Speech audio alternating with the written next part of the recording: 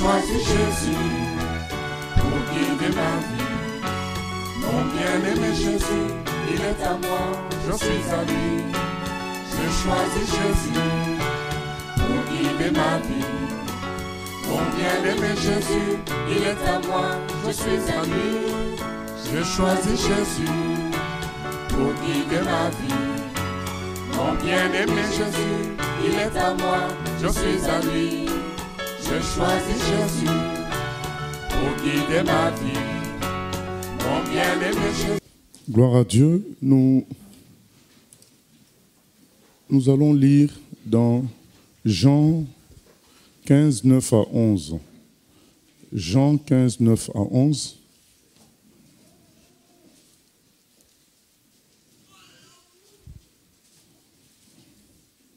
Jean 15, 9 à 11. C'est le Seigneur qui parle. Il dit ceci: comme le Père m'a aimé, je vous ai aussi aimé. Demeurez dans mon amour. Notre thème, c'est la puissance de l'amour de Dieu. La puissance de l'amour de Dieu. Donc, ce que peut produire l'amour de Dieu. Jésus dit: comme le Père m'a aimé, je vous ai aussi aimé. Demeurez dans mon amour. Qu'est-ce qu'il veut dire par là? Prenez conscience que je vous aime. Voilà, c'est ça.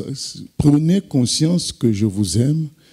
Prenez conscience, par la suite, dans tout ce que nous allons partager, prenez conscience de la puissance de mon amour, de la grandeur de mon amour. Si la foi d'une personne n'est pas basée sur l'amour de Dieu, la personne va s'épuiser dans sa foi. Si la foi d'une personne n'est pas basée sur l'amour de Dieu, la personne va se décourager dans sa foi au regard des difficultés qu'elle peut rencontrer dans la vie. Nous connaissons l'histoire de Job qui a beaucoup souffert, ainsi que toute sa famille. À un moment, sa femme a dit à Job: tu ne vois pas tout ce qui t'arrive comme malheur, comme souffrance. Maudis Dieu et meurs. Ça ne sert à rien de prier Dieu s'il faut souffrir comme ça. Et Job a donné la réponse suivante: c'est Dieu qui nous avait donné le bonheur, les belles choses. Maintenant qu'il permet les malheurs, nous n'allons pas le rejeter. Job avait une relation d'amour avec Dieu. Le Seigneur, le Saint-Esprit veut que nous soyons conscients de l'amour de Dieu et que nous bâtissions notre vie sur cet amour. Et il continue au verset 10 en disant: si vous gardez mes commandements, vous demeurerez dans mon amour, de même que j'ai gardé les commandements de mon Père et que je demeure dans son amour. Alors Jésus dit, le tout est lié. Garder le commandement de Dieu et demeurer dans l'amour de Dieu, c'est lié. Tu ne dois pas penser que, nous ne devons pas penser que nous pourrions demeurer dans les commandements de Dieu sans l'amour de Dieu. C'est impossible. C'est seul l'amour de Dieu qui nous permettra de demeurer dans ses commandements. Il dit, l'amour pour Dieu va ensemble avec le fait de demeurer dans ses commandements, ne pas voler, ne pas mentir, tout ça. Ça va ensemble. Quand vous séparez les deux choses, vous vous retrouvez avec des gens religieux qui font les choses pas par amour, mais qui font les choses parce que c'est comme ça qu'il faut faire. Dieu ne veut pas d'une telle relation, et une telle relation finit toujours par des problèmes, parce qu'à un moment donné, quand la personne ne sera pas satisfaite par rapport à ce qu'elle attend de Dieu, elle va dire la chose suivante: mais pourquoi je me comporte bien, je suis droit, je fais bien les choses, mais c'est les malheurs qui m'arrivent. Il va y avoir divorce entre la personne et Dieu. C'est pourquoi Jésus dit: demeurez dans mon amour, que vous soyez fondés dans mon amour. C'est ça notre pensée d'aujourd'hui. Et nous lisons Jean 3,16, que nous connaissons certainement de tête. Il est écrit dans Jean 3,16, « Car Dieu a tant aimé le monde qu'il a donné son Fils unique afin que quiconque croit en lui ne périsse point, mais qu'il ait la vie éternelle. » Ce passage nous dit que l'amour de Dieu a été tellement grand qu'il a donné son Fils pour sauver le monde. C'est l'amour de Dieu qui a produit le salut de l'humanité. Ce ne sont pas les miracles de Dieu, c'est la puissance de l'amour de Dieu qui a produit le salut. Dieu est tout puissant. Il pouvait se créer d'autres humains. Il pouvait se créer, d'ailleurs il va le faire plus tard, il pouvait se créer un autre univers et nous détruire. Mais il nous aimait. Et son grand amour a fait que, au lieu de nous détruire à cause du mal qu'il y a en nous, son grand amour a produit le salut, a produit la vie éternelle. C'est ça la puissance de l'amour de Dieu. Nous étions condamnés à cause de nos péchés. Nos péchés nous ont condamnés à la perdition éternelle parce que dans la présence de Dieu, le péché ne peut pas demeurer. C'est ça l'histoire de Jésus-Christ. Jésus-Christ est le cadeau de Dieu pour que les hommes soient sauvés. Donc quand Jésus vient, il vient pour porter les péchés des humains afin que les humains qui vont croire en lui puissent recevoir la vie éternelle. Et tout ça vient de l'amour de Dieu. L'amour de Dieu est très grand. C'est ça notre enseignement de ce matin. La grandeur de l'amour de Dieu, la puissance de l'amour de Dieu. Parce que alors que nous étions pécheurs mauvais, Dieu nous a sauvés par le sacrifice de son propre Fils. Vous savez, même quand on t'attrape après avoir fraudé dans le métro, il y a une contravention. Donc dans ce monde, on paye pour tout ce qu'on fait, le mal. On paye. Les prisons sont remplies. La justice va te poursuivre même parfois pendant 25 ans.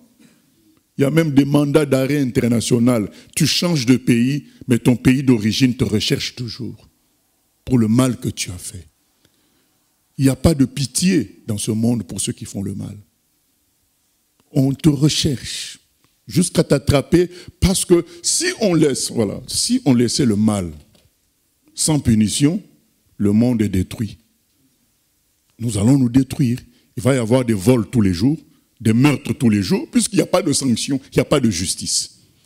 Donc c'est logique. Donc quand je parle du fait qu'on t'attrape même quand tu fraudes, on te donne une contravention, ce n'est pas mauvais. C'est logique parce que c'est un péché, c'est une faute que tu commets, c'est une infraction que tu commets.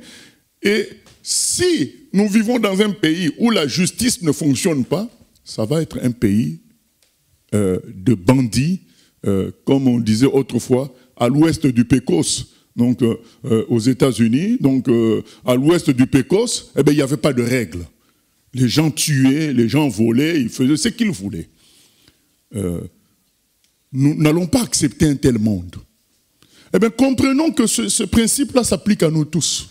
À cause de nos péchés, eh bien, nous méritons le feu, nous méritons le jugement de Dieu.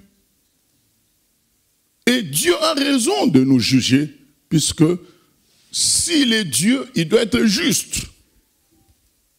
S'il est Dieu, il doit être droit.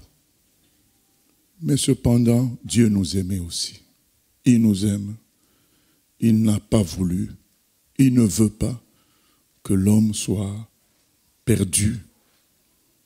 Le jugement de Dieu réclame la perdition de l'homme, réclame la punition sur l'homme, réclame la sanction d'emprisonnement éternel dans le feu.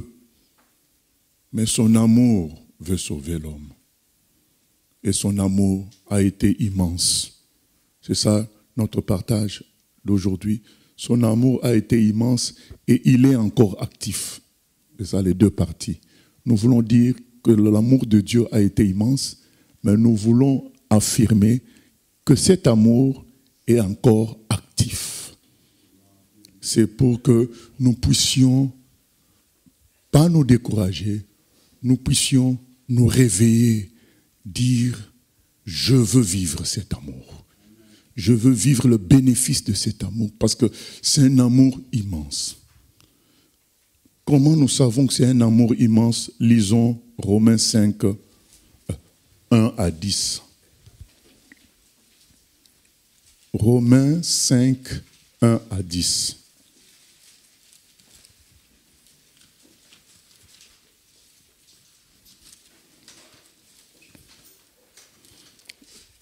Il est écrit ceci, dans Romains 5, 1 à 10. Étant donc justifiés par la foi, nous avons la paix avec Dieu par notre Seigneur Jésus-Christ, à qui nous devons d'avoir eu par la foi accès à cette grâce dans laquelle nous demeurons fermes et nous nous glorifions dans l'espérance de la gloire de Dieu.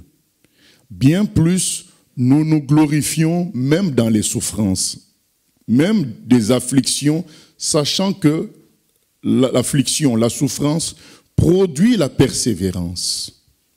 La persévérance, la victoire dans l'épreuve, et cette victoire, l'espérance. Qu'est-ce qu'il dit dans ce texte? Il dit que Dieu nous a sauvés gratuitement. En croyant, juste en croyant, il nous a sauvés. Et c'est ce qui fait que nous pouvons réellement fonctionner.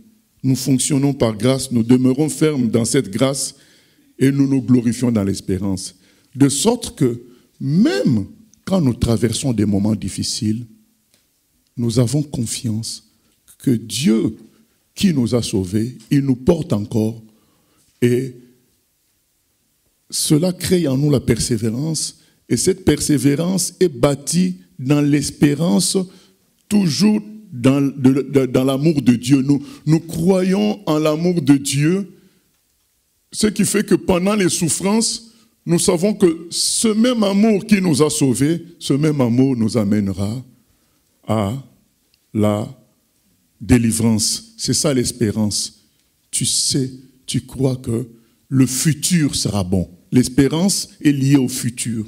Tu crois que le futur sera bon malgré l'apparence du présent qui peut être négative. C'est ça l'espérance. Et c'est la deuxième partie qui nous intéresse le plus, verset 5. Or, l'espérance ne trompe point. L'espérance que nous avons n'est pas une erreur parce que l'amour de Dieu est répandu dans nos cœurs par le Saint-Esprit qui nous a été donné.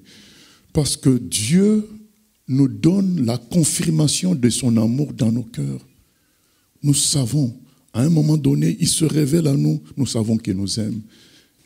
Eh bien, voilà cette confirmation dans la suite, verset 6.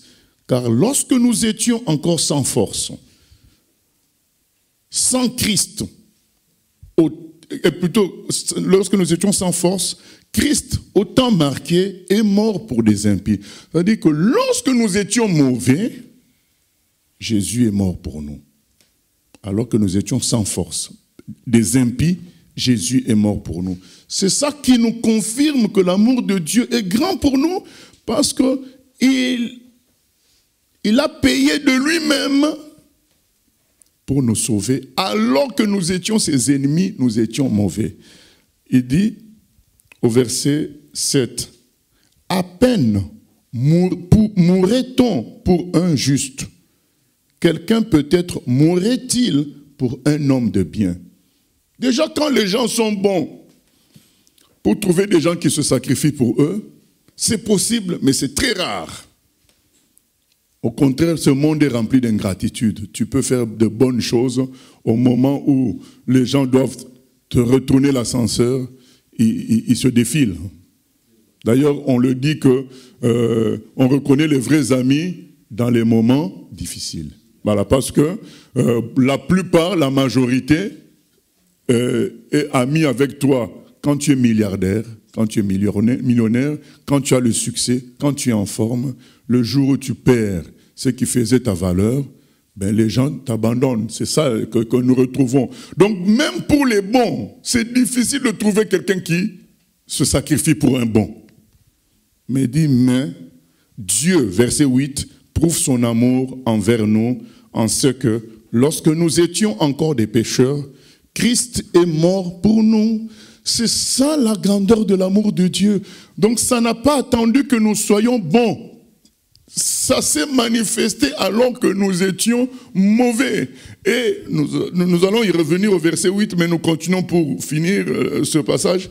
À plus forte raison, donc, maintenant que nous sommes justifiés par son sang, maintenant qu'il nous a pardonné, il nous a lavé par son sang, serons-nous sauvés par lui de la colère. Donc nous avons un avenir magnifique. Donc nous ne subirons plus la colère de Dieu, puisque lorsque nous étions mauvais, il a manifesté son amour pour nous. Mais maintenant que nous lui appartenons, donc il va être encore plus bon envers nous, puisque déjà quand nous étions mauvais, il nous a aimés.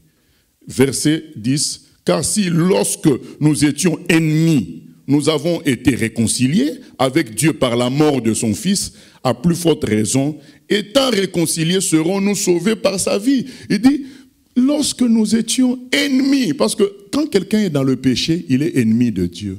Dieu ne veut pas le péché, il ne veut pas le mal. Le mal détruit.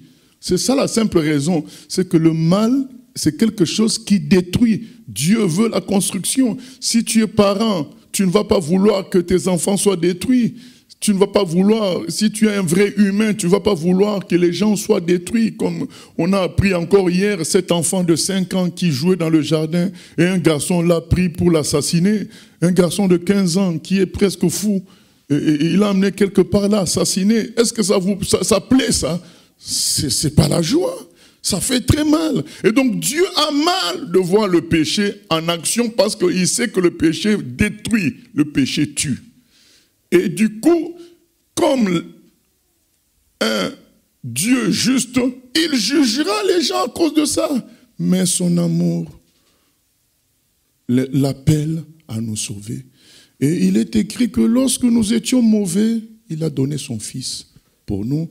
À combien plus forte raison, maintenant que nous avons cru en son Fils, maintenant que nous avons été pardonnés, notre avenir est assuré, notre avenir va être encore beaucoup plus porté par Dieu, puisque au moment où nous ne faisions pas cas de lui, au moment où nous étions méchants, au moment où nous désobéissions à sa parole, il nous a sauvés en livrant son Fils pour nous. Mais maintenant que nous lui appartenons, c'est que tout est clair, tout est assuré, puisque si il a manifesté son amour alors que nous étions mauvais, maintenant que nous sommes à lui, nous serions davantage encadrés par son amour. C'est ça notre enseignement d'aujourd'hui, la puissance de l'amour de Dieu.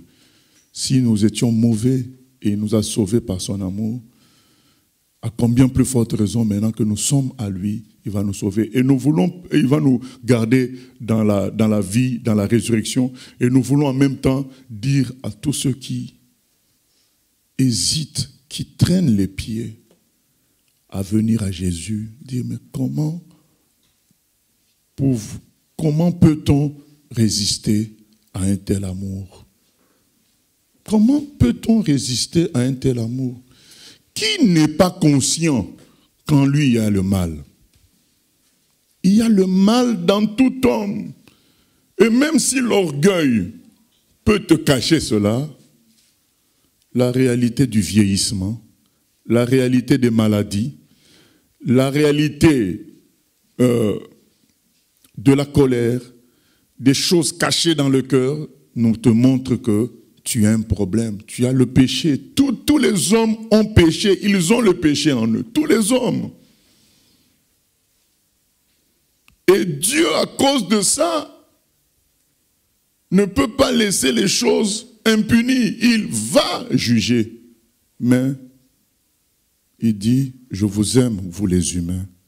J'ai décidé de vous sauver en prenant votre place dans la condamnation. C'est comme ça que Dieu nous a sauvés. Comment Dieu nous a sauvés? Il a envoyé son Fils sous la forme d'un homme. Ayant la forme d'un homme, il pouvait prendre nos péchés sur lui, et c'est lui qui a subi la condamnation à notre place. C'est comme si toi tu faisais de mauvaises actions, mais le jour du jugement, c'est ton cousin qui se présente. C'est ton jumeau qui se présente. Il est jugé à ta place et mis en prison à ta place. Et toi, tu es libre. C'est ce que Jésus a fait pour nous. Alors, la grande question est la suivante. Comment peut-on résister à un tel amour? Comment peut-on résister à un tel don? Donc, quelqu'un vient te dire, tu as le problème, tu as le cancer, tu as le sida, tu as telle maladie mortelle, et moi je propose de prendre ta place. Vous savez, il paraît que celui-là, le fondateur de Apple, Steve Jobs, il avait dit que le lit le plus cher, c'est le lit de l'hôpital, parce que même pour 1 milliard, personne n'acceptera de te remplacer à l'hôpital. Tu as beau donner 1 milliard de dollars à quelqu'un, te remplacer pour prendre ton cancer, personne ne va accepter. Même si tu donnes 2 milliards, personne ne va accepter. Mais, comment résister à l'amour de quelqu'un qui, lui, gratuitement, il vient prendre ta place? Tu vas consulter un médecin, le médecin dit, tu as beaucoup de microbes, nous avons trouvé une nouvelle façon de faire, je peux te mettre un tuyau, transférer tous tes microbes chez moi. Comme ça, toi, tu ressors d'ici guéri. Mais tu dois tout à ce médecin-là. Qui va dire « je refuse » ? On ne peut être étonné, dépassé. Dépassé. C'est ça la puissance de l'amour de Dieu. Lui, ce n'est pas un médecin qui prescrit des ordonnances. Tu vas voir le médecin, fait les examens, dit mais ton cas est grave, voilà, chimiothérapie, voilà les médicaments à faire, tu dois faire 3 mois à l'hôpital. Mais ce n'est pas le médecin qui va faire les 3 mois à l'hôpital. Ce n'est pas lui qui va prendre les médicaments avec des effets secondaires graves. C'est toi qui vas prendre tout ça. C'est toi qui vas souffrir de tout ce protocole médical. Mais Dieu a envoyé son Fils Jésus pour subir le protocole médical à notre place. C'est ça son amour. C'est ça qui explique que nous croyons en lui. C'est ça qui explique que nous l'aimons.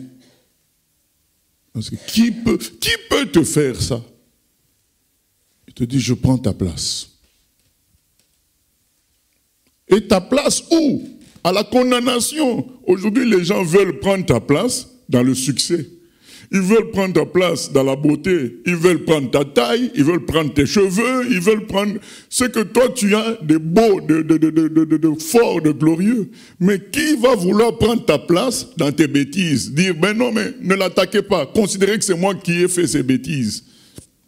Personne. C'est ça l'amour de Dieu. L'amour de Dieu, c'est que, au lieu que lui nous frappe, c'est-à-dire que tu te retrouves devant un juge, le juge qui est censé t'envoyer en prison, il dit au policier, écoutez, à la place de ce voleur, de ce bandit, prenez mon propre fils, emmenez-le en prison. Ça, c'est ce que Dieu a fait pour nous. C'est ça l'amour de Dieu. Un amour extraordinaire. Autrement dit, Dieu s'est frappé lui-même au lieu de nous frapper, nous, pour les péchés que nous avons commis. Parce que Jésus est Dieu, Fils de Dieu. Il a pris la forme d'un homme pour que qu'il soit frappé par la justice de Dieu. La justice de Dieu réclamait notre condamnation éternelle. C'est ce que réclamait la justice de Dieu. Et c'est logique, parce que si Dieu n'est pas juste ainsi, c'est un faux Dieu. Un Dieu qui accepte le mal, qui tolère le péché, c'est un faux Dieu. Le véritable Dieu doit être juste, doit être vrai. Sa justice réclamait donc que nous soyons condamnés. Maintenant, nous arrivons devant le juge. Au moment où il veut prononcer notre condamnation, son fils dit, « Papa, je sais que tu aimes beaucoup ce bandit-là. Je sais que ça va te faire mal de le voir en prison. Alors moi, je prends sa place. » C'est ce que Jésus a fait pour nous. Il a pris notre place. Alors ma question est la suivante. Comment résister à un tel amour? C'est ça, la question est là. Comment résister à un tel amour? Deuxième question, mais quand tu résistes comme ça à cet amour, qu'est-ce que tu cherches? Qu'est-ce que tu veux? Demeurer dans ton virus, avec ton virus en toi, le virus qu'on appelle le péché, demeurer avec ça, le laisser te détruire, le laisser détruire ton entourage, c'est ce que tu veux, mais est-ce que ça a un sens? Ça n'a pas de sens. C'est pourquoi les Écritures disent que si les gens se perdent, c'est parce qu'ils sont voilés par le diable. Leur intelligence est voilée. C'est pas logique. Moi, je suis malade, j'arrive devant le médecin dit, mon fils va prendre tes microbes, comme ça tu seras guéri. Je peux encore me dire, mais ton fils, comment ça va finir pour lui alors? Oui, je peux m'attrister de cela, dire, mais monsieur, mais ton fils, comment ça va finir pour lui? Et le médecin dit, ne t'inquiète pas, lui il a une immunité qui le fera triompher. Finalement, c'est cette immunité-là qu'on appelle la résurrection. Jésus est ressuscité le 3e jour. Malgré le fait qu'il a pris nos péchés, lui, même n'ayant jamais péché, la mort ne pouvait pas le retenir. Le mal ne pouvait pas le retenir. De sorte que quand lui, il a pris nos péchés, lui, il s'en est sorti quand même. Il a digéré le péché. Vous savez, quand nous, on mange le jambon, il faut voir ce que les cochons mangent de sale, hein? Ils mangent de la saleté, les cochons. Même, n'allons pas loin. N'est-ce pas que les poules mangent les cafards? Ils mangent les cafards. Elles mangent les cafards. Mais, toi, quand tu manges chez KFC, tu sens le cafard, non? Ça a été digéré. C'est ce que Jésus a fait. Il a mangé notre péché, il a digéré ça. Il a sorti la résurrection. C'est ça la puissance de l'amour de Dieu. Voilà notre prédication. L'amour de Dieu est puissant au point que Jésus-Christ, s'étant donné, ça a ressorti la résurrection dans la gloire. Ça n'a pas ressorti la mort. Il nous a sauvés de la mort. Mais quand il prend nos péchés, il souffre. Il a un temps de souffrance. Le temps de digérer, il souffre à la croix, au point qu'il a crié, « Papa, pourquoi tu m'as abandonné ?» Il a souffert. C'est ce que Romains 5,8 nous dit. Romains 5,8 nous dit, mais si Dieu a souffert ainsi, c'est-à-dire qu'au moment où il doit te frapper, toi, il frappe son propre bras. Au moment où le médecin doit amputer la jambe, il frappe, il casse sa propre jambe pour qu'il y ait un processus qui refasse ta jambe, qu'on n'ait pas amputé ta jambe. C'est ce que Dieu a fait pour nous. Au moment où il doit nous sanctionner, il s'est frappé tout seul en frappant son propre fils à notre place. C'est ça l'amour de Dieu. Dieu est amour. Et cet amour est puissant parce que cet amour peut sauver n'importe quel pécheur. C'est ça notre partage. On pourrait faire beaucoup de théories, mais lisons un cas concret dans Luc 19, 1 à 10. Luc 19, 1 à 10.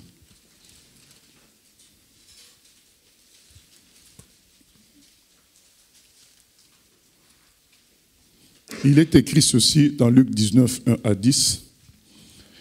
Jésus, étant entré dans Jéricho, traversait la ville. Et voici un homme riche, appelé Zachée, chef des publicains, cherchait à voir qui était Jésus. Mais il ne pouvait y parvenir à cause de la foule, car il était de petite taille. Il courut en avant et monta sur un sycomore pour le voir, parce qu'il devait passer par là. Lorsque Jésus fut arrivé à cet endroit, il leva les yeux et lui dit, « Zachée, hâte-toi de descendre, car il faut que je demeure aujourd'hui dans ta maison. » Zachée se hâta de descendre et le reçut avec joie. Mais Zachée, se tenant devant le Seigneur, lui dit, « Voici, Seigneur, je donne aux pauvres la moitié de mes biens. Et si j'ai fait tort de quelque chose à quelqu'un, je lui rends le quadruple. » Jésus lui dit, « Le salut est entré aujourd'hui dans cette maison, parce que celui-ci est aussi un fils d'Abraham. Car le Fils de l'homme est venu chercher et sauver ceux qui étaient perdus. » Amen. Voilà un homme détesté par toute la population. Il s'appelait Zachée. Il était détesté par toute la population parce que c'était un collecteur d'impôts. Et en tant que collecteur d'impôts, il donnait les résultats de sa collecte aux colons. Les colons, c'était les Romains. Les Romains avaient colonisé les Juifs et lui, il était un collabo. Il collaborait avec les colons, il prenait l'argent de ses propres frères et il donnait aux Romains. Et pendant qu'il faisait ses collectes d'impôts, il surtaxait les gens. Il volait, il mettait de l'argent de côté pour lui et il donnait une part aux Romains. Et toute la population le détestait. On le considérait comme un homme méchant, un pécheur. Mais c'était compté sans l'amour de Dieu. Et lorsque Jésus est passé par là, Jésus ne l'a pas vu comme tout le monde. Est-ce que Jésus ne l'a pas vu comme un pécheur? Si. Mais les Écritures disent que nous tous, nous avons péché. Romains 3, 23. Tous les humains ont péché. Tous les humains ont le péché en eux. Donc Jésus n'a pas fait la différence. Ceux qui voyaient Zachée comme un pécheur, Jésus les voyait aussi comme des pécheurs. Et donc, lui, il est venu pour sauver tous les hommes. Il ne fait pas de différence. Il regarde Zachée. Il manifeste l'amour de Dieu pour Zachée. Il voit l'amour du Créateur, l'amour de son papa pour Zachée. Il dit, Zachée, je veux venir chez toi. Et vous savez, quand il dit, Zachée, je veux venir chez toi, ça veut dire qu'il va abandonner toute une foule qui le suivait pour aller chez un homme que tout le monde détestait. Les gens étaient étonnés en disant, mais comment il peut aller dans cette maison-là, une maison de pécheurs? Jésus a dit, je suis venu pour les pécheurs justement. Alors, notre conseil est le suivant. Si tu te crois un grand pécheur, Jésus est venu pour toi. Il est venu nous sauver de n'importe quel autre péché. Plus tu es un pécheur, plus tu as la priorité auprès de Jésus. C'est comme aux urgences. Si tu vas pour une égratignure, on ne va pas te recevoir, on va te recevoir peut-être le lendemain. Mais si tu vas pour un infarctus, on te reçoit tout de suite. Si tu vas pour un accident grave de la route, avec du sang qui coule de ta jambe, on te reçoit tout de suite. Plus ton cas est grave, plus c'est toi qui as la priorité aux urgences. Eh bien, si tu crois que ton cas est grave, tu as la priorité auprès de Dieu. Ce jour-là, Zachée, dont tout le monde disait que son cas était grave, c'est lui qui a eu la priorité auprès de Jésus.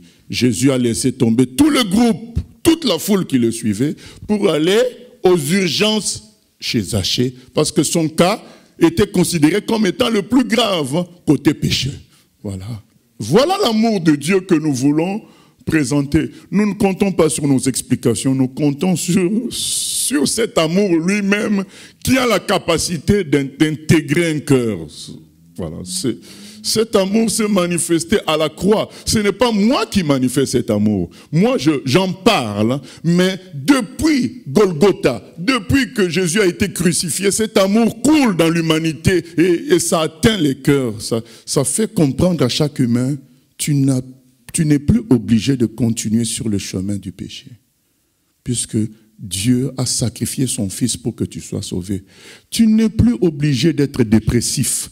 Tu n'es plus obligé de pleurer, d'être triste, puisque Dieu a sacrifié son Fils pour toi, pour que non seulement tu sois sauvé du péché, mais que tu entres dans le bonheur véritable.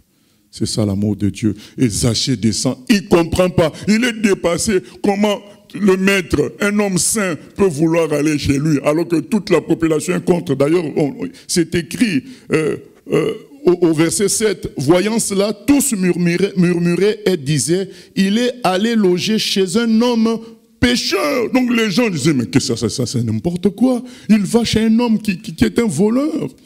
Mais écoutez la réaction de ce voleur. Touché par cet amour, surpris par cet amour, il change complètement. C'est ce que nous voulons partager aujourd'hui, la puissance de l'amour de Dieu. Cet homme n'a pas été sauvé par la loi, par le fait que tout le monde le détestait. Il n'a pas été sauvé par ça. Le fait que tout le monde dise que ce soit un faux, un pécheur, ça ne l'a pas sauvé. Le fait qu'il n'obéisse pas, il connaisse les 10 commandements, ça ne l'a pas sauvé. Ce qui l'a sauvé, ça a été l'amour de Dieu. Cet homme a réalisé que Dieu l'aimait. Il a dit, je ne peux plus continuer avec la vie de méchanceté, la vie de voleur. Je veux vivre dans cet amour. Aujourd'hui, réalisons l'amour de Dieu et entrons dans cet amour. Zachée, ce jour-là, a été transformé radicalement. Qu'est-ce qu'il a décidé ce jour-là? Nous avons lu. Il a dit ceci au verset 8. « Voici, Seigneur, je donne aux pauvres la moitié de mes biens. » La moitié de ses biens. Lui qui était accro à l'argent, accro à la richesse, il donne la moitié de ses biens aux pauvres. Mais ça ne s'arrête pas là. Et si j'ai fait tort, c'est-à-dire j'ai volé, j'ai extorqué de l'argent de quelqu'un, de quelque chose à quelqu'un, je lui rends x4, le quadruple. Donc ça veut dire que cet homme allait se retrouver comment? Il allait se retrouver sans argent. Puisque une moitié, il fait cadeau aux pauvres. Certainement, s'il doit rembourser les gens qu'il a volés x4, l'autre moitié, il passait également. Pourquoi? Parce qu'il a été transformé par l'amour de Dieu. C'est l'amour de Dieu qui transforme les gens. C'est vraiment l'amour de Dieu qui transforme. Il est puissant. C'est sur cet amour que nous devons compter. Et c'est pourquoi le frère Jean dit dans 1 Jean 4, 19, « Si nous l'aimons, c'est parce qu'il nous a aimés le premier. » 1 Jean 4, 19, « Pour nous, nous l'aimons parce qu'il nous a aimés le premier. » Voilà. Quand il nous a saisis par son amour, ça a créé une réponse de notre part, une réponse d'amour. C'est ça que nous voulons partager aujourd'hui. En première partie, l'amour de Dieu nous a sauvés. L'amour de Dieu est immense au point qu'il s'est frappé lui-même au lieu de nous frapper nous. C'est ça l'amour de Dieu. Parce qu'il devait frapper. Sa justice réclamait qu'il frappe. Mais comme son amour voulait nous sauver, mais sa justice l'a frappé lui-même. C'est son propre fils qui a été frappé à notre place. C'est ça l'amour de Dieu. Mais cet amour, depuis la croix de Golgotha, est actif jusqu'à aujourd'hui. Il est actif comment? Jésus le dit dans Matthieu 12, 38 à 40. Dans Matthieu 12, c'est un principe que nous devons connaître, le principe de la résurrection. Matthieu 12, la résurrection vient de l'œuvre de la croix. Et cette résurrection est le résultat de l'amour de Dieu. Vous savez, les guerres, ça fait quoi? Ça détruit. Mais pourtant, elles sont puissantes, les guerres. Les bombes qui sont utilisées pendant les guerres, les porte-avions qui sont utilisés. Et si vous voyez un porte-avions, vous allez avoir peur. Un porte-avions, c'est immense, c'est un navire immense sur lequel les avions atterrissent. Toute cette puissance est utilisée, pourquoi? Pendant les guerres, pour détruire. Maintenant, pensez à l'inverse. L'amour de Dieu, si les guerres, à cause de la méchanceté, peuvent détruire autant, l'amour de Dieu, ça va produire quoi? La vie et la résurrection. Matthieu 12, 38, il est écrit ceci.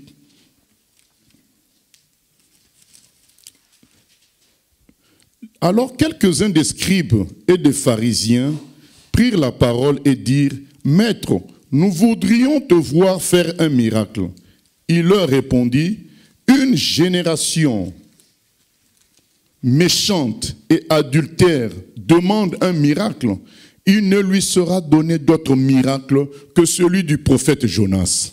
Car de même que Jonas fut 3 jours et 3 nuits dans le ventre d'un grand poisson, de même le Fils de l'homme sera 3 jours et 3 nuits dans le sein de la terre. » Il dit, le miracle que je vais vous faire, parce que Jésus en avait déjà fait une infinité de miracles. Il a ressuscité les morts, il a guéri les paralytiques, il a marché sur les eaux, il a calmé la tempête. Maintenant, ces gens-là continuent toujours avec le chantage, fais-nous un miracle pour qu'on croie. Fais-nous un miracle pour qu'on croie. Il a dit, ça suffit. J'en ai fait suffisamment pour que vous voyez qui je suis. Maintenant, je vais vous faire le plus grand miracle. C'est ma résurrection. Mais cette résurrection, c'est quoi? Cette résurrection, c'est la production de l'amour de Dieu. L'amour de Dieu a amené Christ à la croix. C'est-à-dire, a amené Dieu à se frapper lui-même. Mais, ayant accompli sa justice, sa puissance maintenant était au service, non plus pour frapper, au service de la résurrection, de produire maintenant de la vie, la résurrection. L'amour de Dieu, c'est lui qui produit la résurrection dans les cœurs, qui transforme les cœurs. Donc, nous avons vu comment Zachée a été transformé. C'est la résurrection qui vient de l'amour de Dieu. Tout ça vient de l'amour de Dieu. C'est ça la puissance. C'est ça notre prédication. Nous voulons dire ceci. Les guérisons, les choses que Dieu peut faire d'extraordinaire, tout ça vient de son amour qui travaille par la puissance de la résurrection. C'est-à-dire que Dieu, ayant réglé le problème du pardon à la croix, maintenant il est au service de la reconstruction par la résurrection. Dieu veut te reconstruire, Dieu veut sauver l'humanité par la puissance de la résurrection de Jésus désormais. Parce que le problème du pardon a été réglé à la croix. Alors, je voudrais refaire encore cette comparaison pour dire, si les guerres manifestent une très grande puissance pour détruire, prenez l'exemple des bombes d'Hiroshima et de Nagasaki qui ont détruit, une seule bombe a détruit toute une ville. Toute une ville, une seule bombe, la bombe atomique. Vous voyez l'immensité de cette puissance. Mais mettez maintenant le contraire. L'immensité de la puissance de l'amour de Dieu a produit la résurrection. C'est-à-dire, ça a vaincu la mort et c'est actif jusqu'aujourd'hui. Donc, du coup, nous n'avons plus à pleurer puisque l'amour de Dieu qui a apporté le pardon dans nos vies produira aussi la résurrection. Et dans la résurrection, il y a toutes les formes de reconstruction. La conversion, c'est une reconstruction. La guérison, c'est une reconstruction. La délivrance, c'est une reconstruction. La paix, c'est une reconstruction. Donc la résurrection apporte tout cela. C'est ça, nous voulons dire, la puissance de l'amour de Dieu est active par la résurrection. Et nous voyons des exemples. Nous prenons Actes des Apôtres 2, 42, 47 pour clôturer.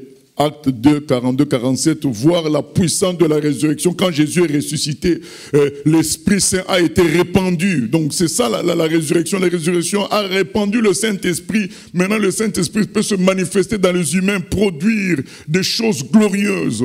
Et dans la première église, nous voyons la puissance de la résurrection issue de l'amour de Dieu. Dans Acte 2, 42 à 47, il est écrit ceci. Il persévérait dans l'enseignement des apôtres, dans la communion fraternelle, dans la fraction du pain et dans les prières. La crainte s'emparait de chacun et il se faisait beaucoup de prodiges et de miracles par les apôtres. Tous ceux qui croyaient étaient dans le même lieu et ils avaient tout en commun. Voilà la puissance de la résurrection faisait des prodiges, des miracles et a produit un amour qui a fait que ces gens-là pouvaient se supporter et être ensemble. C'est ça la puissance de la résurrection de Jésus-Christ. La puissance de l'amour de Dieu.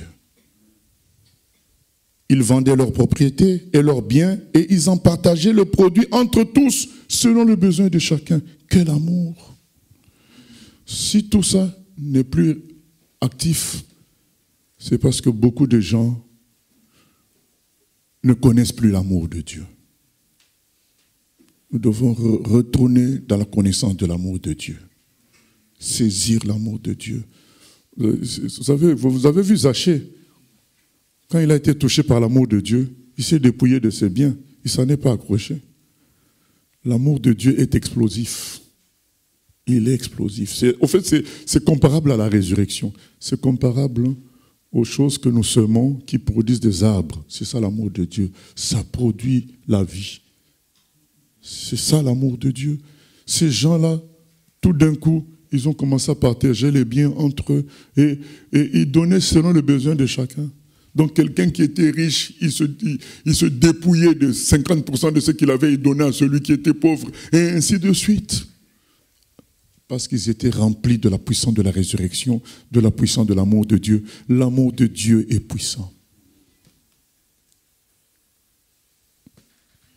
Il est écrit, et le Seigneur ajoutait chaque jour à l'Église ceux qui étaient sauvés. Amen. Cet amour a transformé le voisinage. Des gens étaient davantage sauvés. Bien-aimés, revenons à l'amour de Dieu. Revenons à l'amour de Dieu. Revenons à la vérité. Revenons à la simplicité. Croyons en l'amour de Dieu. Jésus, nous avons commencé par le texte de Jean 15. Demeurez dans mon amour. Ne changeons pas de logique, ne changeons pas de doctrine. Demeurons dans l'amour du Seigneur. L'amour du Seigneur nous donnera la capacité d'appliquer ses commandements. Je vous ai parlé de ce monsieur qui s'était fait dépouiller. Vers le 18e siècle. Vers le 18e siècle, ce n'était pas facile de passer d'une ville à l'autre. Il y avait souvent des bandits sur les chemins, sur les routes. Il y avait des embuscades. Et ce monsieur est tombé sur des bandits qui lui ont pris tout ce qu'il avait. Mais à l'époque aussi, les gens avaient des techniques. Ils avaient des poches secrètes. Donc quand ils faisaient des voyages, ils avaient une poche secrète ils mettaient leur trésor, leur argent, leurs pièces en or dans une poche secrète qu'ils cousaient dans l'habit. Et quand ils avaient affaire à des bandits, on ne découvrait pas cette poche secrète-là et ils continuaient avec leur argent. Mais cet homme était chrétien. Donc du coup, quand les bandits l'attrapent, les bandits disent « Sors-nous tout ce que tu as ». Ben, il vide toutes les poches officielles, les poches visibles, hein, et puis on lui laisse la vie sauve, il continue sa route. Mais cet homme aimait le Seigneur. Et dans son amour pour Dieu, il se dit, j'ai menti. Jean 15 nous dit, qu'on a lu 9 à 11, dit, demeurez dans mon amour. L'amour pour Dieu nous donnera la victoire sur le péché qu'une logique religieuse de commandement. Il s'est dit, je n'ai pas fait comme le Seigneur voudrait. Il aimait le Seigneur. Il a dit, j'ai menti. Il a fait demi-tour. Les bandits, pendant qu'ils étaient dans la joie de l'avoir dépouillé, le voient revenir. Ils se sont dit, cet homme est fou, il veut qu'on le tue ou comment? Ils lui disent, mais pourquoi tu es revenu? Tu veux qu'on te tue? Il dit, non, non, non, je suis revenu parce que je vous ai menti. Tu nous as menti comment? Il dit, mais j'avais une poche secrète et je vous ai dit que j'avais plus rien. En réalité, j'avais une poche secrète avec des pièces en or encore. Donc voici la poche. Si vous voulez me dépouiller, dépouillez encore. Alors ces gens-là se sont dit, mais là, c'est la folie. Cet homme est fou. Donc ils ont dit, mais qu'est-ce qui t'amène à avoir un tel comportement? Ils disent, l'amour de Jésus. Jésus nous a demandé de ne pas mentir. J'aime le Seigneur, je veux être comme lui. Les bandits ont dit, monsieur, asseyez-vous, expliquez-nous. Parce que là, nous ne comprenons pas.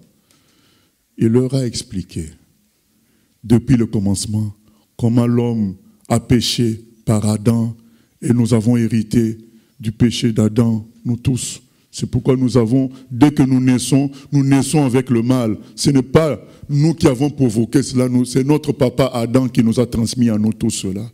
Et ils disent, mais Dieu a eu pitié de nous, au lieu de nous condamner, de nous détruire, il a frappé son propre fils pour que nous ayons la vie éternelle. Et désormais, nous ne vivons plus selon la logique de l'homme, la logique des humains, mais selon la logique du ciel, selon l'amour de Dieu. Et je sais que même si vous prenez mon argent, Dieu s'occupera de moi. Ah! Cette nuit-là, les bandits sont devenus tous chrétiens. Tous. Tous, ils sont devenus chrétiens. Parce que cet homme connaissait l'amour de Dieu. Quand tu connais l'amour de Dieu, tu ne veux plus faire le mal comme Zachée. L'amour de Dieu est puissant. Il est puissant. Il est paisible. Tout en étant explosif, mais il est paisible. Ça te donne une assurance, une vraie assurance. Tu sais que ton avenir est entre les mains de Dieu. Si, alors que tu étais mauvais, il a frappé son fils pour toi, à combien plus forte raison maintenant que tu es à lui? Vous savez, un jour, j'ai donné une autre image à des bien-aimés pour leur expliquer l'amour de Dieu pour nous. Je leur ai dit, vous savez, Dieu a frappé son fils pour nous. Maintenant, imaginez Satan qui vient dire à Dieu, mais un tel chrétien, il a volé une pomme. Il ne va même pas arriver à Dieu. Les anges le diront, monsieur, la personne chez qui tu accuses ce chrétien-là a donné son fils pour lui. Toi, tu crois que c'est la pomme qui va changer quoi que ce soit? C'est même les anges qui vont lui rembourser la pomme. Le président, il l'aime. Donc j'ai donné l'image d'un président. Les gens savent que le président aime un tel monsieur. Et toi, tu viens accuser ce monsieur-là au service du président pour dire ce monsieur-là a fait telle chose. Les mêmes services te diront, le président, il aime tellement ce garçon-là, nous préférons même te rembourser. Nous te remboursons. Ça ne va pas aboutir. Le président aime la personne. Est-ce que le président aime le péché? Non. Il aime tellement la personne, il va s'occuper de la purifier, de lui pardonner. Mais les gens qui sont autour, qui savent cet amour, ils te diront, ça ne vaut pas la peine d'aller plus loin. Nous te remboursons ce qui t'a volé, parce que le président, il tient beaucoup à cette personne-là. C'est pourquoi c'est écrit, le diable, l'accusateur, il a été vaincu à cause du sang de l'agneau. Donc quand il vient accuser les chrétiens, on lui dit là-bas par des messagers, mais est-ce que tu peux comprendre que lui, il a sacrifié son fils pour ces gens-là? Qu'est-ce que ton accusation va faire? Écoute, on te rembourse, va-t'en. Mais le Saint-Esprit va s'occuper de convaincre notre cœur de nous repentir, parce que ce n'est pas bon de pécher. Il va nous convaincre. Et nous n'allons pas le faire pour gagner quoi que ce soit. Nous allons le faire parce que ce n'est plus notre vie. Nous sommes dans la vie de l'amour désormais. L'amour de Dieu veut qu'on fasse du bien à tout le monde. C'est ça le véritable amour. Dernière histoire, en Chine, les gens ils font les champs sur les flancs de montagne, on appelle ça les champs en escalier, l'agriculture en escalier. Et les chrétiens avaient des voisins en dessous d'eux. Ces voisins, les chrétiens chinois de cette plantation-là, avaient des voisins en dessous qui perçaient les tuyaux d'eau des chrétiens et ils volaient ainsi l'eau des chrétiens pour arroser leurs champs. Et à l'époque, les chrétiens s'étaient fâchés à plusieurs reprises, mais rien n'avait changé. Les gens d'en bas continuaient à les voler. Et ils ont eu le réflexe de retourner voir Dieu, de parler avec Dieu. Le Saint-Esprit leur a dit, mais Jésus a donné sa vie pour vous, sa vie pour vous. Mais vous aussi, Dieu vous demande de donner votre vie pour eux, pour les non-convertis, pour les mauvais. Ce n'est pas moi qui le dis, c'est 1 Jean 3,16. Vous savez, nous sommes sauvés par Jean 3,16. Maintenant, et c'est extraordinaire. Maintenant, que dit 1 Jean 3,16? Là, ce n'est plus Jean 3,16, mais 1 Jean 3,16. Nous clôturons avec ça.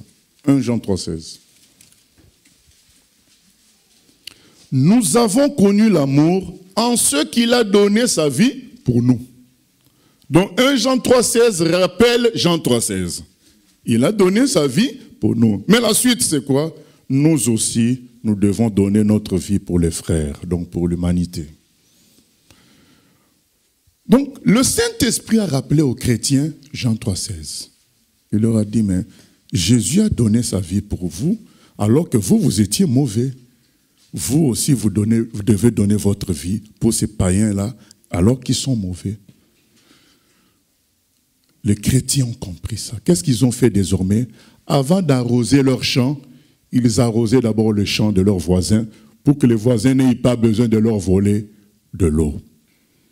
Les voisins ont dit, mais vous êtes fous, pourquoi vous arrosez notre champ? Oui, comme ça, vous n'aurez pas besoin de nous voler de l'eau. Nous vous aimons, nous vous donnons de l'eau gratuitement. Quoi? Mais qu'est-ce qui vous arrive? Mais c'est notre Dieu qui nous a reproché notre comportement, le fait de vous disputer. Ça ne procédait pas de l'amour de Dieu. L'amour de Dieu veut que nous donnions nos vies aussi pour vous, comme Dieu a donné son Fils pour nous. Et ce jour-là, ces païens aussi, ils ont voulu écouter l'Évangile et ils ont été sauvés. C'est ça l'amour de Dieu, bien-aimé. Il est immense et puissant. Et il travaille par la résurrection. Bien-aimé, comprenez, il travaille par la résurrection, ça veut dire que Dieu se suffit à lui-même. La résurrection de Jésus suffit pour sauver l'humanité. L'amour de Dieu a été manifesté au maximum à la croix. Mais la question c'est, veux-tu participer à ça? C'est plutôt ça. Ce n'est pas que c'est toi qui vas changer le monde. Jésus a déjà tout changé à la croix. Maintenant, cet amour coule comme des fleuves par la résurrection dans toutes les directions. Il cherche des gens qui vont accepter d'être de ces fleuves-là, c'est tout. Et il nous appelle pour cela. Donc nous allons prier pour que Dieu nous rende conscients de son amour, qu'il nous rende conscients de son amour, qu'il nous rende conscients de la capacité à produire les bonnes choses de cet amour, à produire la conversion, à produire la guérison, à produire la délivrance. L'amour de Dieu, c'est la résurrection. La résurrection brise toutes les autres chaînes. C'est ça l'amour de Dieu, c'est la résurrection. Seigneur, nous venons prier que tu nous aides à entrer dans la connaissance réelle de ton amour. Comme c'est écrit, celui qui connaît l'amour, l'amour parfait bannit la crainte. Que cet amour nous donne l'assurance par ta résurrection.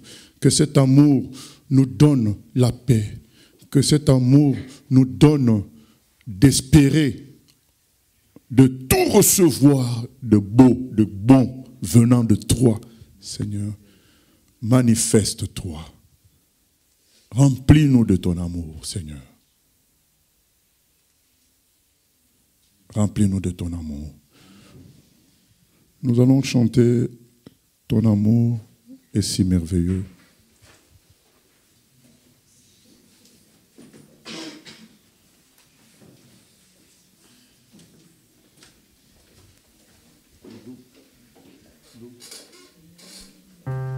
L'amour de Dieu de loin surpasse ce qu'on peut dire. Un cœur humain, il est plus grand que les espaces, même dans le noir, il nous atteint. Pour le péché de notre monde, Dieu nous donna Jésus. Il nous pardonne au plus profond. Il sauve les perdus. L'amour de Dieu,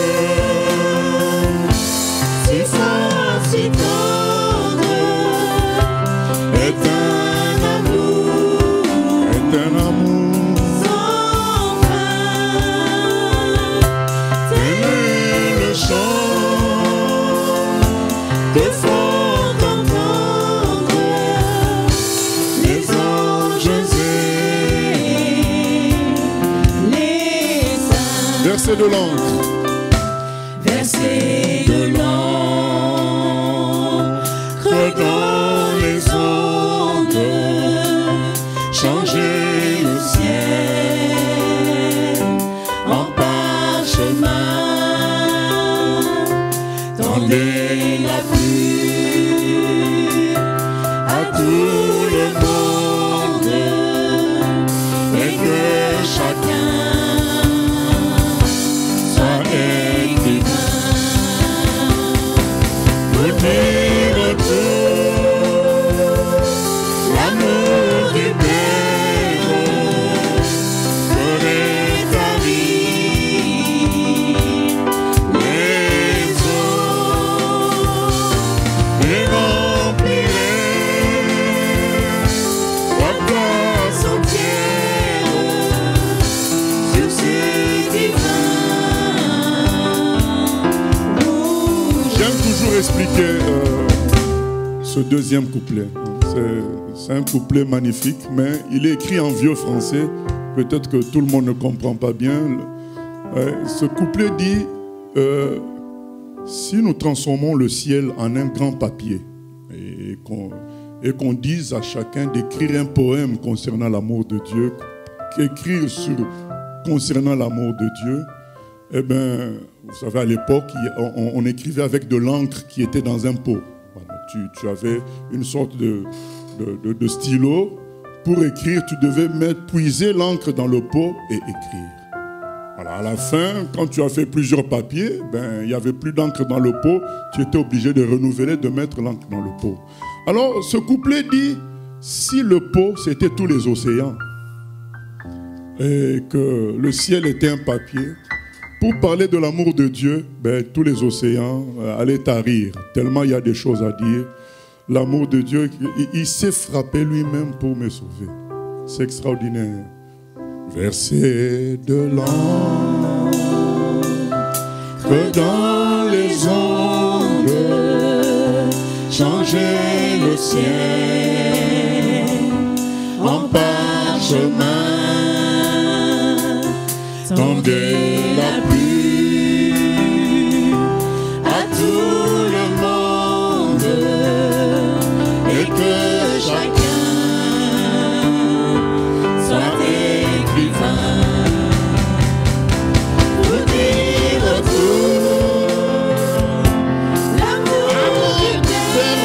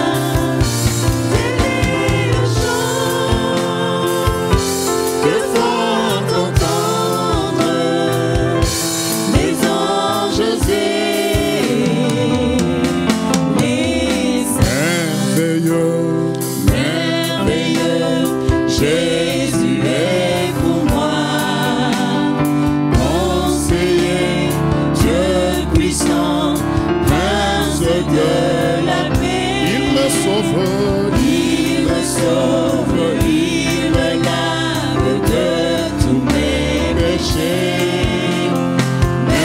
Merveilleuse est mon sauveur, mon Dieu, mon roi. merveilleux, Merveilleux, merveilleux, Jésus est pour moi. Conseiller, Dieu puissant, prince de la il paix. me sauve, Il me sauve, il me lave de tous mes péché. merveilleux est mon sauveur, mon Dieu, mon roi. Oh, Merveilleux est mon sauveur, mon Dieu, mon roi. alléluia, Merveilleux est mon sauveur, mon Dieu, mon roi.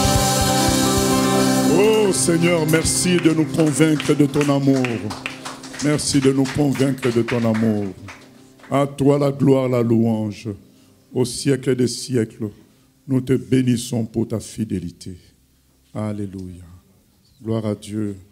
Nous allons, pour cette occasion, ce vendredi, avoir une veillée de prière basée sur l'amour de Dieu, sur la révélation de cet amour et sur tout ce qui nous manque et que nous hésitons même à demander. Nous sommes découragés parce que c'est comme si nous sentons orphelins.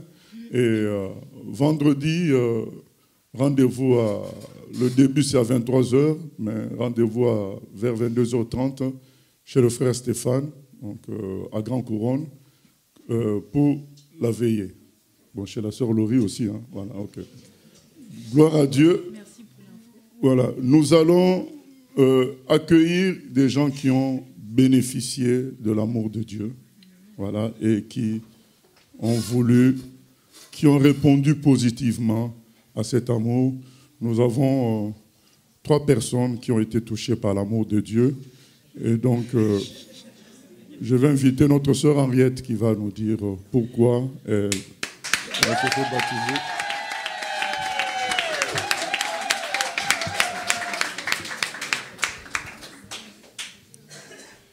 Bonjour à tous. Aujourd'hui, je décide de me faire baptiser parce que j'ai pris conscience de ce que Jésus avait fait pour moi à la croix. Il a pris ma place avant même que je vienne au monde. Il savait déjà le nombre de péchés que j'allais commettre. Il ne m'a pas condamnée. Il a décidé par son amour, j'ai été sauvée. Il est mort à la croix. Il a pris mes péchés, il a pris toutes mes infirmités. Et aujourd'hui, je vais lui dire merci. Je veux pouvoir, à travers ce baptême, lui prouver que je suis prête à tout abandonner pour le suivre, pour le servir. Et je ne veux plus agir sans sa volonté, je ne veux plus vivre sans lui. Je veux pouvoir expérimenter sa grandeur, je veux qu'il continue à changer ma vie, comme il a commencé, parce qu'il change ma vie au fur et à mesure, et je veux qu'il continue. Je veux vraiment vivre selon sa volonté et lui dire merci. Amen. Gloire à Dieu, gloire à Dieu, gloire à Dieu. Nous allons écouter le frère Junior aussi qui va nous dire pourquoi il se fait baptiser.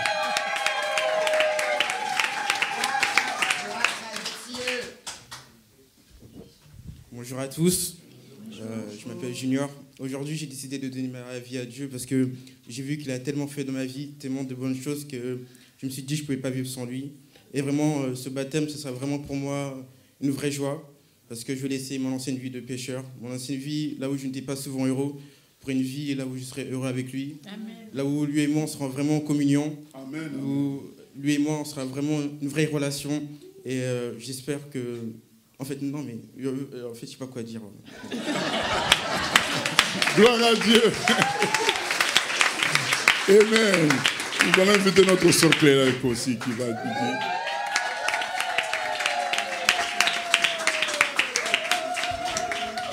Bonjour à tous, je m'appelle Kélia, j'habite à Mont-Saint-Aignan, donc c'est à 1 heure d'ici, mais chaque matin, Dieu m'offre sa grâce d'avoir le courage de venir jusqu'ici. Si aujourd'hui je décide de prendre le baptême, c'est que j'ai compris que ça ne sera plus le monde qui pourra m'aider ou m'aimer comme avant, mais c'est l'amour inconditionnel du Seigneur qui pourra me sauver. Donc je décide aujourd'hui de prendre le baptême. Je suis beaucoup tombée, il y a eu beaucoup d'attaques, de persécutions, de chutes, mais comme c'est écrit dans la Bible, cette fois le juste tombe et il se relève. Et aujourd'hui Dieu m'a permis de me relever et d'être devant vous pour prendre le baptême. Amen. Gloire à Dieu, gloire à Dieu. Voilà, donc je vais laisser le frère Christian clôturer avec les annonces pendant que nous nous préparons pour le baptême. Aujourd'hui, il ne pleut pas. Gloire à Dieu. Parce que la dernière fois, nous avons vu les rares courageux qui sont venus assister au baptême parce qu'il pleuvait.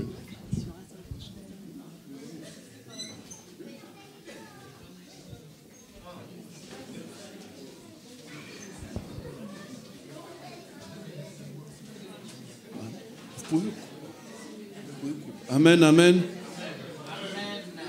Que Dieu soit béni. Vraiment dans sa grâce. Il nous a bénis en nous donnant sa parole ce matin. Et Dieu va témoigner son amour en accompagnant sa parole par les guérisons, par les miracles. Car j'ai la conviction dans mon cœur qu'il y a quelqu'un qui souffre dans ce cas de problème digestif dans son ventre que Dieu, au travers de sa parole, va guérir. Pour que la personne comprenne que c'est Dieu qui le fait. Ce n'est pas d'habitude. Je ne voulais pas en parler, mais je parle de ce que l'Esprit me demande de dire. On n'a pas l'habitude de faire ce genre d'annonce. Donc, exceptionnellement, il fallait que j'en parle. Parce que sa parole est sortie.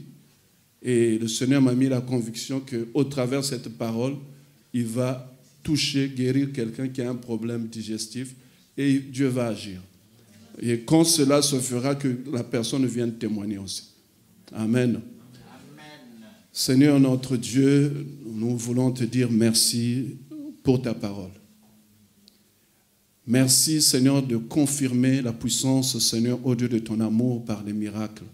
Car il est écrit par tes meurtrissures, nous sommes guéris.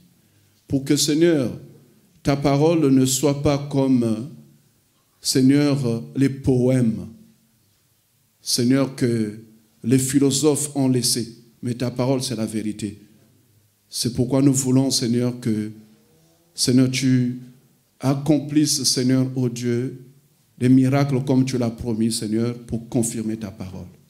Merci encore pour tes bénédictions. Dans le nom de Jésus-Christ, Amen.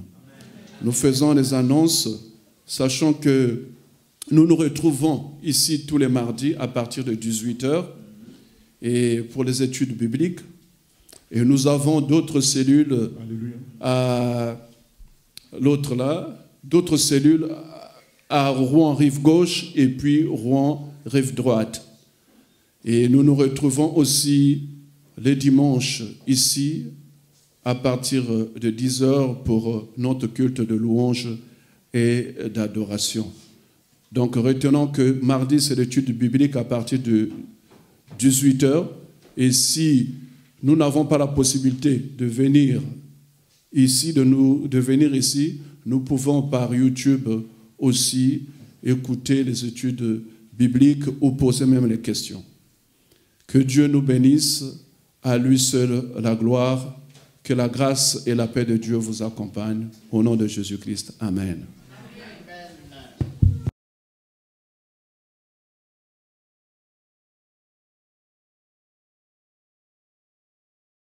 Dieu, nous passons au baptême. J'invite la sœur Ariette à entrer.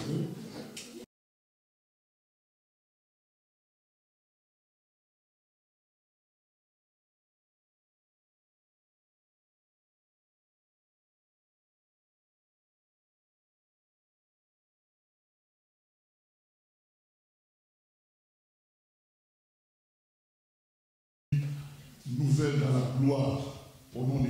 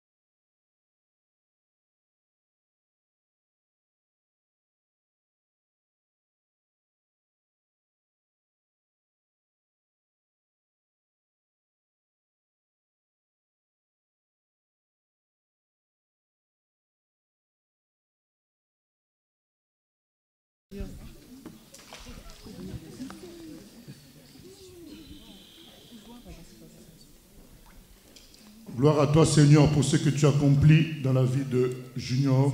Je viens le baptiser au nom du Père, du Fils et du Saint-Esprit, et qu'il te serve dans toute la vérité avec puissance et humilité.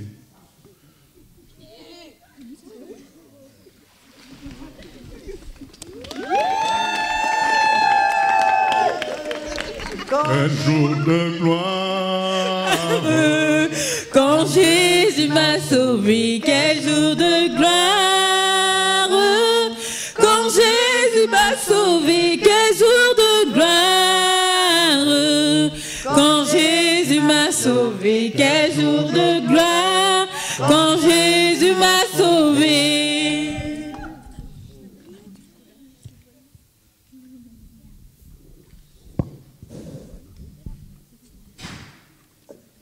Seigneur, merci pour ta bonté, ta fidélité dans la vie de ma sœur. Je prie, Seigneur, qu'elle soit mise à part dans ce temps de la fin pour te servir dans toute la vérité, avec puissance et humilité. Au nom de Jésus, je la baptise.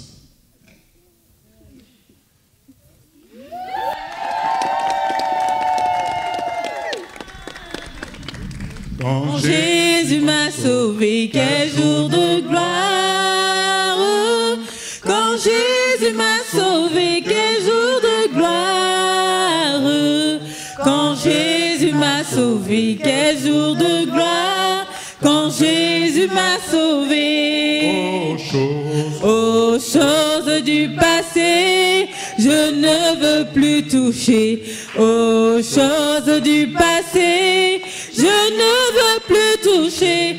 Aux choses du passé, je ne veux plus toucher. Quel jour de gloire quand Jésus m'a sauvé. Gloire à Dieu.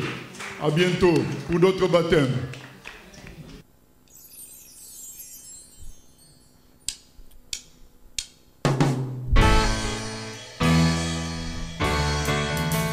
J'ai choisi Jésus pour guider ma vie. Mon bien-aimé Jésus, il est à moi, je suis à lui. J'ai choisi Jésus pour guider ma vie. Mon bien-aimé Jésus, il est à moi, je suis à lui. J'ai choisi Jésus pour guider ma vie. Mon bien-aimé Jésus, il est à moi, je suis à lui. J'ai choisi Jésus pour guider ma vie. Mon bien-aimé Jésus, il est à moi, je suis à lui.